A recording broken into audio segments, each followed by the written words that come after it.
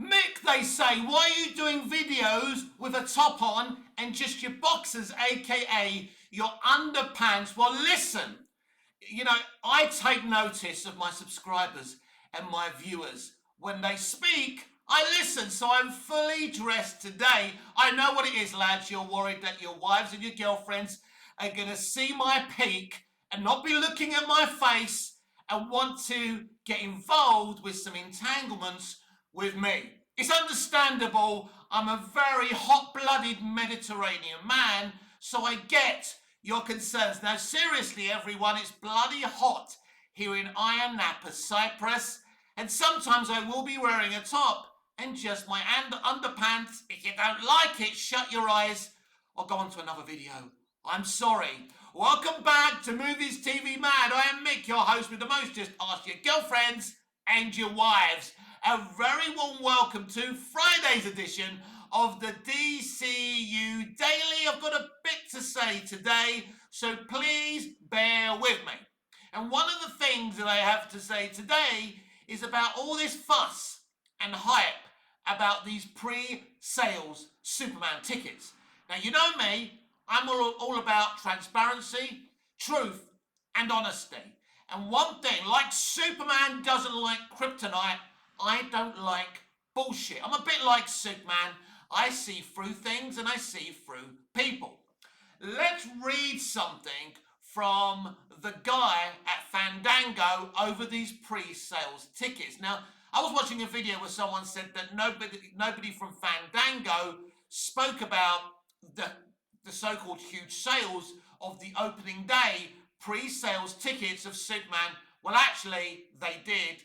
And here's the evidence. In fact, the YouTuber in question said he's good at finding stuff. Well, you weren't looking very hard, were you now? So, Fandango's director of analytics, Sean Robbins, on Superman's Prime early screenings performance. Superman is definitely off to a big start, pacing ahead of where I expected within the confines of just Prime. Pre-sales, but curious to see how tomorrow goes as well. So he's curious what happened yesterday, the second day of pre-sales on Amazon. This is very, very important. These are not the bog standard ticket sales that are pre-sales, for people to go and reserve tickets so they can go and watch the film at the opening weekend or whenever, right? This is a special a bunch of fan screenings or screening, I'm not too sure, from Amazon Prime. You have to be an Amazon Prime subscriber or whatever to be able to take advantage of this. So this is very, very different. Now, what Sean Robbins has said, it's beyond what they expected, but he wasn't exactly very forthcoming in how much more they sold than he expected. So that's separate from everything else. Now, apparently the tickets are selling like hotcakes. I might have mentioned this yesterday, but we'll mention it again. So apparently the Fandango ticketing computers have broken down for Superman and Fantastic Four. I call bullshit on that. I mean, when people went to see Fatal Attraction, which was a very successful movie, stayed in cinemas for about 6 months. It was so huge. Nobody's ticketing machines broke fucking down. This is a new vibe. This is a desperate vibe from New Hollywood. This whole thing is utter bullshit. But then I read some information, and one of these DC accounts was claiming that the opening day pre-sales on Fandango shows that Superman will open up domestically from anything to 100 million to 150 million. So what happened to the open day projections of Box Office Theory, which is a box office site, that Superman would be making from 150 to 175, and it would be beating the opening domestic weekend box office of Man of Steel. What happened to that? Now they're claiming the ticket sales are so fucking amazing that it could open up to anything from 100 million to 150 million. Do you get that? Do you get that? Do you get what that means? calling, because basically even the Amazon Prime opening day, pre-ticket sales, it doesn't mean anything. Because now they're saying that Superman has sold more pre-tickets than any other movie this year. Not in history. Not in history, that's important. But this year. That's not saying much, considering the only film that's made near on $1 billion is Minecraft. So they're claiming, right, that Minecraft didn't sell as many pre-tickets as Superman. Well, surely that means Superman should make $2 billion at the global box office. But you know, and I know, that's not going to be the fucking case. All of this, my friends, is bullshit, and I told you this yesterday. You can take all of this as nothing. I've always believed that Superman would take around 500, 550 to 600, maybe 650, 700 million. That hasn't changed. I haven't changed my mind. I actually believe, right, and it could be less than that, but I'm now kind of rejigging my expectations of the domestic opening weekend. I now believe, from the information I got about the 100 to 150 million domestic opening weekend box office, that Superman will open up to around 50 to 70 million domestic. That's a very controversial take about the box office, but considering they've gone down from 100 to 150 million, that tells me another story. I posted on this on X Twitter.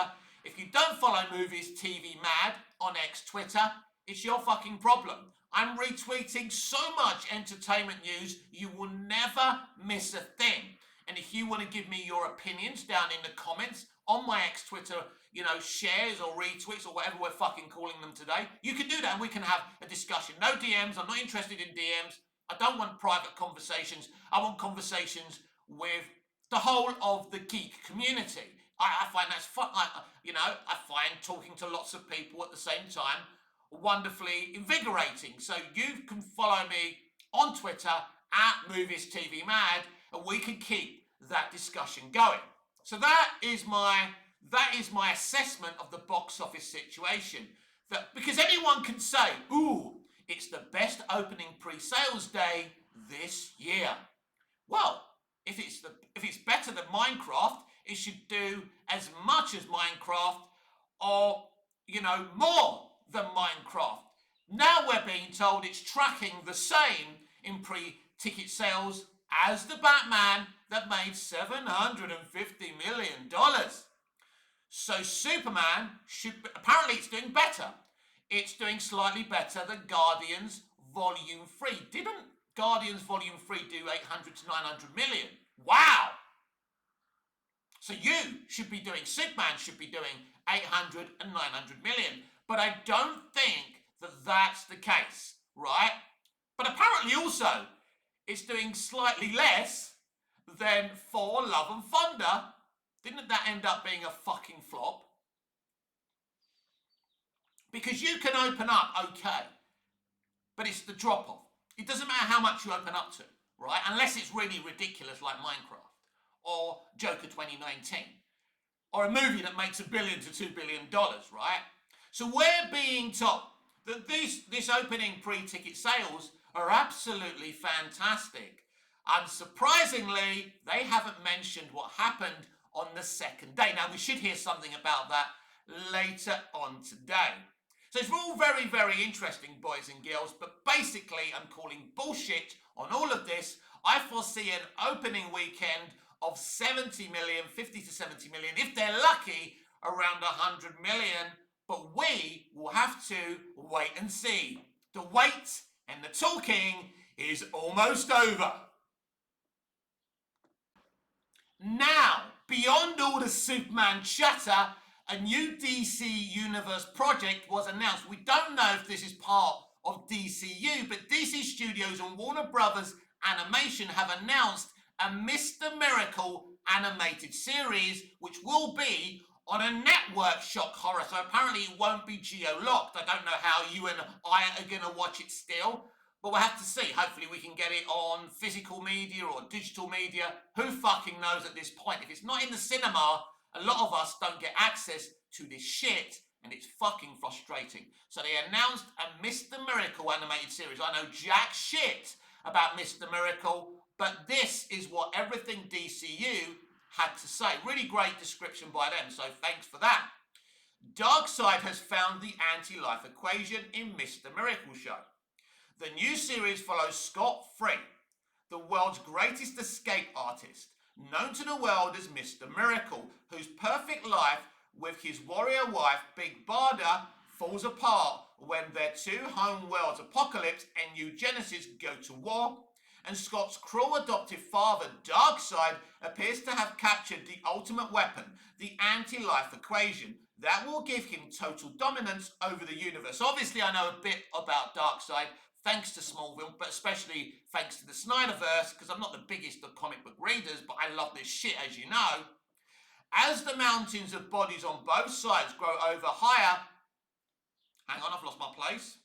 As the mountains of the bodies on both sides grow ever higher, only Mr. Miracle can stop the slaughter and restore peace. But the terrible power of the anti-life equation may already be at work in his own mind, warping his reality, exposing his long-buried pain, and shattering the fragile happiness he's found with the woman he loves. That actually sounds really, really interesting. As I say, don't know jack shit about Mr. Miracle. This is actually the first time I'm reading this. You know I don't prep for these videos. It's pretty obvious, right? But it makes it more fun, okay? So there's that. So I'm very excited about a Mr. Miracle series, having read this. I would have rather have seen this shit, again, should be live action. Should be live action. This, my friends, would be an epic fucking story to tell in a live action movie. But no, an animated series. James Gunn, get a great director, man. Get Peter Jackson to do this, man. Why is this an animated fucking series? Can someone explain that to me? But it still sounds exciting, I suppose.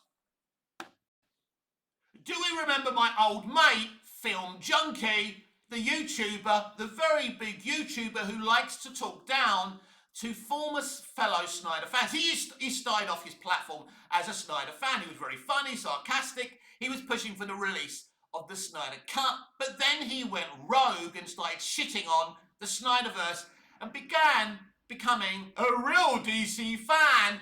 This is what he's had to say.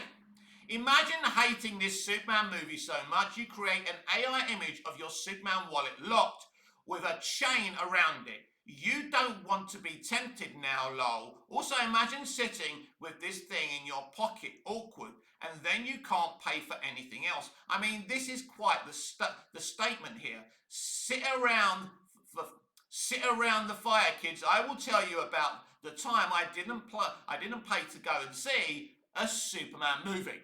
So he's trying to use his crappy sense of humour to talk down to Snyderverse stands. It's clear these men are very, very fucking triggered. You only post this because you're triggered. In other words, Snyder stands are absolutely living rent-free in Film Junkie's fucking head. Morality isn't your thing, son. Me and you disagreed about animated Snyderverse. You thought it was a good idea. I didn't. I quote tweeted you. You were offended that I quote tweeted you. I didn't swear at you. I didn't attack you. You came here on my YouTube channel, shared it, and mocked it and blocked me before I could respond. That's the kind of guy that you are. So looking down in morality, you know, with moral virtue, judging and looking down on this brilliant Snyderverse community that basically, right, the Snyderverse community are pretty much a positive group of people. It's a little bit of a minority that sometimes cross the line, and that's the next thing I want to talk about. Grace Randolph has been talking about the DCU and that latest Superman trailer. See, to me, I don't think Superman would ever knock someone's teeth out, but some people seem to love it. Yes, this is very interesting. Look, in a lot of ways, I don't know if it's the knocking of the teeth that I don't like, or the fact it's the way it's shot. There's a lot of shot choices I don't like from these trailers and previews of James Gunn's Superman movie. There's a lot of James Gunn shot choices I don't like. The way he shoots the S-shield isn't very cool. I don't like Bryan Singer's small S-shield on his Superman costume in Superman Returns, but I do love the way he shoots and closes up in on the S-shield in Superman Returns. He did a better job because Singer, he's a bad person allegedly, but he's a better director than James Gunn will ever be. And I thought he photographed Brandon's Superman beautifully, as Dick Donner did, as Zack Snyder did, and as the TV directors on Smallville shot Clark when he was doing superhero action. I especially loved Clark time. But Grace has a point here. Superman isn't a guy who knocks somebody's teeth out. And again, it's a problem. It's the misunderstanding that Gunn has about Superman, or he doesn't really care. He's decided this is who Superman is. I get the impression in terms of shot choices, he's trying to outdo Zack Snyder visually.